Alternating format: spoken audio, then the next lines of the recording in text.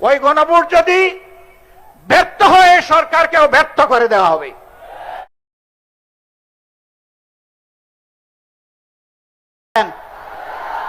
আলহামদুলিল্লাহি রাব্বিল আলামিন ওয়াসসালাতু ওয়াসসালামু আলা রাসূলিহিল কারীম ওয়া আলা আলিহি ওয়া সাহবিহি ওয়া আহলি বাইতি আজমাইন। বিভাগীয় শহর ঐতিহ্যবাহী বরিশাল নগরীতে 11 দল কর্তৃক আয়োজিত আজকের এই বিভাগীয় সমাবেশের সম্মানিত সভাপতি জননেতা জনাব অ্যাডভোকেট মুয়াজ্জেম হোসেন হেলাল,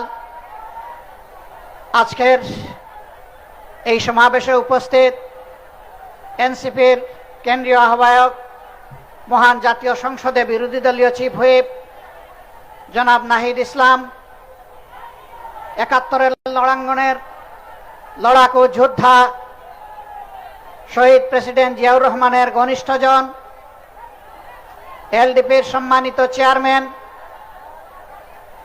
জনাব ডক্টর কর্নেল অলি আহমদ বীর বিক্রম সহ 11 দলের শীর্ষস্থানীয় নেতৃবৃন্দ, মঞ্চে বসা কেন্দ্রীয়, আঞ্চলিক এবং স্থানীয় নেতৃবৃন্দ, প্রিয় বরিশালবাসী, সাংবাদিক বন্ধুগণ, আমার আগে একে একে সম্মানিত নেতৃবৃন্দ গুরুত্বপূর্ণ বক্তব্য রেখেছেন। দুই একটা বিষয় হয়তো বা রিপিট হয়ে যেতে পারে, তারপরেও অতি সংক্ষেপে কিছু কথা বলে আপনাদের কাছ থেকে আজকের মতো বিদায় নিতে চাই ইনশাআল্লাহ। আজকে ভোরবেলা ফজরের নামাজ পড়ে বরিশালের উদ্দেশ্যে রওনা করলাম। আস্তে আস্তে ভাঙ্গা পর্যন্ত মোটামুটি একটা অবস্থায় আসলাম। ভাঙ্গা ছেড়ে যখন বরিশালের রাস্তা ধরলাম তখন দেখি যে ভাঙ্গার পরেই ভাঙ্গা রাস্তা শুরু হয়ে গিয়েছে। পুরাটা রাস্তা বঙ্গোপসাগরের পানির ঢেউয়ের মতো। রাস্তা আবার মাত্র 2 লেনের, একটা বিভাগীয় শহরের রাস্তা, তাছাড়া পাশে আছে কুয়াকাটা, বাংলাদেশের 2য় বৃহত্তম সমুদ্র সৈকত, নাকি এইটাই বৃহত্তম আল্লাহ ভালো জানেন। এই রাস্তাটা বরিশালবাসীর প্রাণের দাবি যে এটা 6 লাইনে উপনীত হবে। সরকার এই ব্যাপারে কোনো কথা বলে, সরকারি দলের এমপিরাও কোনো কথা বলে না। কেন তারা বলে না? কেন তারা জোরে আওয়াজ তুলে না? ভোলা বাংলাদেশের অংশ, কিন্তু বাংলাদেশ থেকে বিচ্ছিন্ন। ভোলাবাসীর প্রতি এটা কোনো দয়া নয়, দাক্ষিণ্য নয়, করুণা নয়। তার সিদ্ধান্ত এখনো নেওয়া হয়নি কেন? এক থেকে এখনো উঠে নাই কেন? এই সব কিছুর জবাব আমরা জানতে চাই সরকারের কাছ থেকে। প্রিয় বরিশালবাসী, রেল হচ্ছে যোগাযোগের নিরাপদ এবং সহজ মাধ্যম। বাংলাদেশের বিভিন্ন জায়গায় রেল লাইন থাকলেও বরিশালবাসী রেল লাইনের গল্প শুনেছে, রেল লাইন দেখে নাই। কি অপরাধ বরিশালবাসীর? এখানে রেল লাইনও দিতে হবে। এগুলো আছে।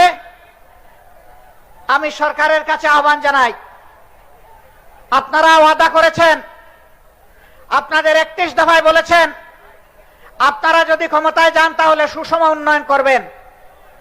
বরিশালকে বঞ্চিত রেখে আল্লাহর কসম সুষম উন্নয়ন হবে না। তাদের পাওনা তাদেরকে দিতে হবে, তাহলেই সুষম উন্নয়ন হবে।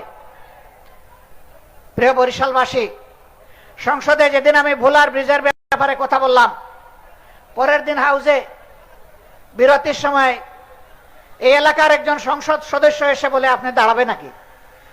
আমি তো দাঁড়ানো অবস্থায় আছি। ওই জিনা বুলায় দাঁড়াবেন কিনা? বলে বুঝলাম না। বলে যে আগামী নির্বাচনে আপনি কি সেখান থেকে নির্বাচন করবেন? আমি বললাম, বাংলাদেশ প্রতি ইঞ্চি মাটিকে আমি অন্তরে ধারণ করি। বুলায় আমাকে দাঁড়াতে হবে কেন? আমিও ভুলার অংশ, ভুলাও আমার অংশ। আমার হৃদয় থেকে বাংলাদেশের 1 ইঞ্চি জমিকে আলাদা করা যাবে না ইনশাআল্লাহ। যেখানেই বঞ্চনা সেখানেই আওয়াজ তুলবো ইনশাআল্লাহ। প্রিয় ভাইরা, আমরা আপনাদের সাথে আছি, আমরা আপনাদেরই। আপনারা কি আমাদের সামনে বিপদে আপদে থাকবেন একসাথে? মোবারকবাদ। এবার আসুন, আজকে যে কারণে এখানে এসেছি, আমরা এসেছি গণভোটে আপনারা হা বলেছিলেন। এদেশের 70 ভাগ মানুষ হা বলেছে। হা বলার মাধ্যমে তারা জানিয়ে দিয়েছে অতীতের পচা রাজনীতি এবং শাসন ব্যবস্থা আমরা আর চাই না। আমরা পরিবর্তন চাই, নতুন শাসন ব্যবস্থা চাই, নতুন বাংলাদেশ গড়তে চাই। আফসোস, বর্তমান সরকারি দল তারা বলেছিলেন অধিকাংশ জনগণ যদি গণভোটে হায়ের পক্ষে রায় দেয় তাহলে আমরা গণভোটের প্রত্যেকটি দাবি অক্ষরে অক্ষরে বাস্তবায়ন করব। আমরাও বলেছি, তারাও বলেছেন গণভোটে হা বলুন, আমরাও বলেছি গণভোটে হা বলুন। কিন্তু হা যখন বিজয়ী হলো, যেভাবেই হোক মেকানিজম করে তারা যখন ক্ষমতায় চলে গেলেন তখন হাটা তারা ভুলে গেলেন। এখন বলতে বলতে এসে তারা বলতেছেন আমরা কখনো সংস্কারের কথা বলি নাই। না না বন্ধুরা, আপনারা সত্য বলছেন না, আপনারা মিথ্যা বলছেন। কারণ আপনাদের 31 দফা সংস্কারের দাবির প্রথম দফাই হচ্ছে সংস্কার। এখন বলেন যে সংস্কার কি জিনিস বুঝি না। আসেন আমরা সংবিধান সংশোধন কমিটি করি। আমাদের সংসদের ভিতরে আপনারা দেখবেন মাঝে মাঝে একজন অবৈতনিক শিক্ষক তিনি আমাদেরকে সবক দেন, এইটা সংবিধান, ওইটা সংবিধান, এইটা ধারা, ওইটা ধারা। আমি জিজ্ঞেস করতে চাই, সংবিধান এবং কার্যপ্রণালী বিধির কোথায় আছে? সংসদে আপনি একটা সংবিধান সংশোধন কমিটি করতে পারবেন, মেহরবানি করে তা দেখিয়ে দেন। আমরা যখন তার প্রতিবাদ করেছি, এখন শুনলাম সংসদের ভিতরেই তারা আওয়াজ দিয়ে সংবিধান সংশোধন কমিটি গঠন করলেন। আমরা এটাকে ঘৃণা করে প্রত্যাখ্যান করেছি। এখন নাকি তারা এটার নাম পাল্টাইয়া নতুন ভাবে এটার আকিকা করতেছেন নতুন নামে। তারা এখন বলতেছেন বিশেষ কমিটি। জনগণের সাথে আর কত ছলচাতুরি করবেন, আর কত দুকাবাজি করবেন?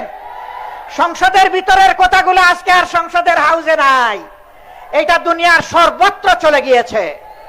পদে পদে মিথ্যা বলবেন, ধোঁকা দিবেন, পরিণতির জন্য তৈরি থাকুন। 2006 সাল থেকে শুরু করে 24 সাল পর্যন্ত টানা 19টি বছর এদেশের মানুষ রক্ত দিয়েছে, জীবন দিয়েছে, আয়নাগরের সঙ্গী হয়েছে। লক্ষ লক্ষ মামলা মাথায় নিয়ে জেলে গিয়েছে, সন্তান হারিয়েছে, স্বামী হারিয়েছে, এমনকি স্ত্রী হারিয়েছে। কিন্তু মানুষ ফ্যাসিবাদের কাছে মাথা নত করে নাই। সেই ফ্যাসিবাদকে বাংলাদেশ থেকে তুড়ি মেরে তাড়িয়ে দিয়েছে।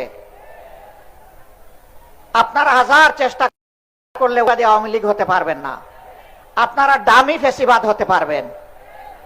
আসল ফ্যাসিবাদকেই জনগণ পাত্তা দেয় নাই, ডামি ফ্যাসিবাদ আবার কিসের? ফ্যাসিবাদ যে পথে হেঁটেছে আপনারা সেই পথে হাঁটছেন। ফ্যাসিবাদের খাসলতের একটারও পরিবর্তন আনেন নাই। 133টা অর্ডিন্যান্স জারি করা হয়েছিল, যেই অর্ডিন্যান্স গুলো ফ্যাসিবাদের জন্ম দিয়েছিল তার সবগুলো বিএনপি রেখে দিয়েছে। এটা জাতির সাথে বিশ্বাসঘাতকতা। তারা বলে সুন্দর করে আমরা আরো ভালো করে এগুলা নিয়ে আসব। তো এ পর্যন্ত 6 মাস চলে যাচ্ছে, কই ভালো করে তো একটা আনতে পারলেন না।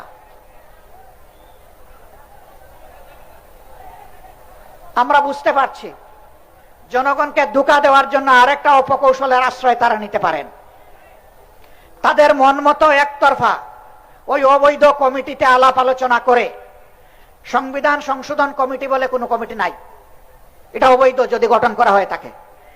ওখানে আলাপ আলোচনা করে তাদের মন মতো কিছু জিনিস স্বৈর শাসনকে পাকাপোক্ত করার জন্য তারা হয়তো নিয়ে আসবে, 2/3 জুড়ে হয়তো পাশও করবে। তারপরে বলবে আগে তো সংবিধানে গণভোট ছিল না, এখন 15 সংশোধনী বাতিলের মাধ্যমে এটা ফিরে এসেছে, আমরা এখন এই বিষয়গুলোই এখন গণভোটে দেব। এরকম কোন ভাওতাবাজি যদি করা হয়, অগ্রিম বলে রাখছি এই জাতি আপনাদেরকে ছেড়ে কথা বলবে না। সাবধান, ধোঁকার পথে পা বাড়াবেন না। আমাদের সাফ কথা, যে গণভোটে জনগণ 70 ভাগ রায় দিয়েছে, সেই একই দিনের ভোটে আপনারা সরকার বলে এখন দাবি করছেন। ওই গণভোট না থাকলে এই সরকারও মানা হবে না। ওই গণভোট যদি ব্যর্থ হয় সরকারকেও ব্যর্থ করে দেওয়া হবে। ওই গণভোট মানতে আপনাদেরকে জনগণ বাধ্য করবে ইনশাআল্লাহ। আপনারা 91 সালের পরে ক্ষমতায় এসে বুঝেন নাই কাকে কেয়ারটেকার সরকার বলে, শেষ পর্যন্ত বুঝেছেন ঠিকই। আমরা বলবো জাতির ক্ষতি করে বুঝবেন না, এখনই বুঝুন। আমরা রাজপথে এইভাবে থাকতে চাই না, আমরা সবাই মিলে দেশ গড়ার কাজে অংশগ্রহণ করতে চাই।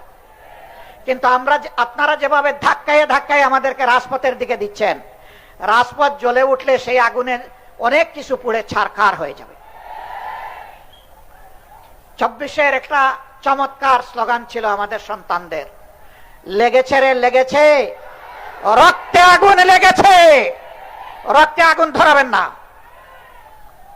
এই প্রজন্মের আর পরীক্ষা নেবেন না, এরা পরীক্ষিত, এরা বিজয়ী, এরা বীর।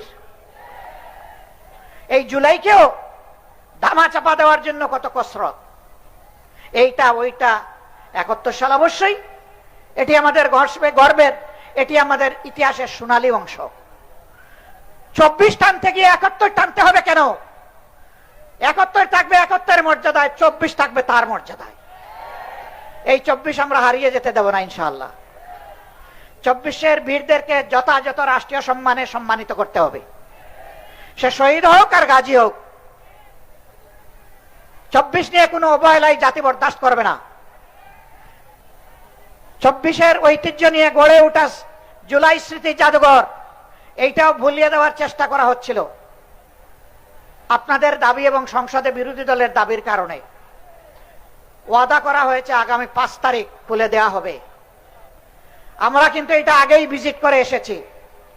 সেই ভিজিটে নাহিদ ইসলামও ছিলেন, আমিও ছিলাম, আর ওই সংসদের অবৈতনিক শিক্ষকও ছিলেন।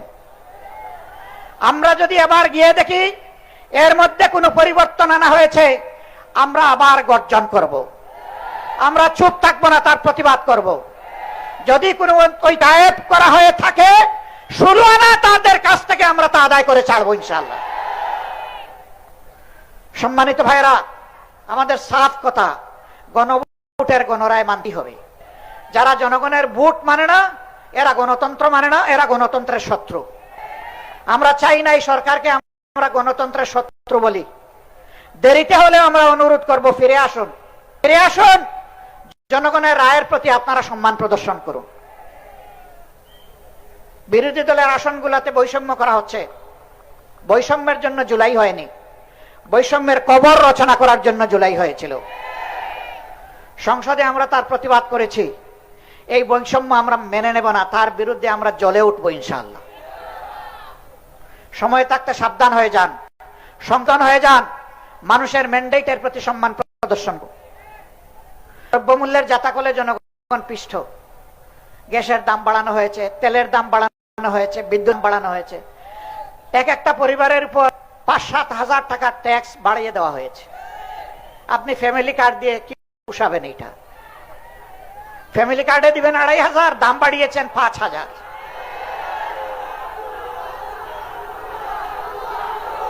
সম্মানিত ভাইরা, সিলেটে আমাদের সমাবেশ রয়েছে 25 তারিখ। আমরা আশা করব এর ভিতরে তাদের শুভবুদ্ধির উদয় হবে। তারা ঘোষণা দিবেন যে হ্যাঁ, আমরা গণভোট মেনে নিলাম। যদি মেনে না নেন, তাহলে ঢাকার মহাসমাবেশের জন্য আপনারা প্রস্তুত থাকুন। হাতে চিড়া মুড়ি নিয়ে আপনারা রওনা করতে পারবেন তো ইনশাআল্লাহ? আমরা কোনো বিরানি দিতে পারবো না। আমরা ইনশাআল্লাহ যদি কিছুই না থাকে রোজা রাখবো, আর না হয় একটুখানি চিড়া আর সামান্য একটু গুড় নিয়ে আমরা রওনা করবো ইনশাআল্লাহ। এর শক্তি অ্যাটম বোমার চাইতেও শক্তিশালী। আপনারা রাজি, তৈরি, প্রস্তুত? যে কোনো মূল্যে নিজের অধিকার আদায়ের জন্য লড়বেন ইনশাআল্লাহ। লড়াইয়ের পিছন ভাগে নয়, এই নেতৃবৃন্দ সবাই অগ্রভাগে থাকবেন ইনশাআল্লাহ। আল্লাহ হাফেজ। বাংলাদেশ জিন্দাবাদ।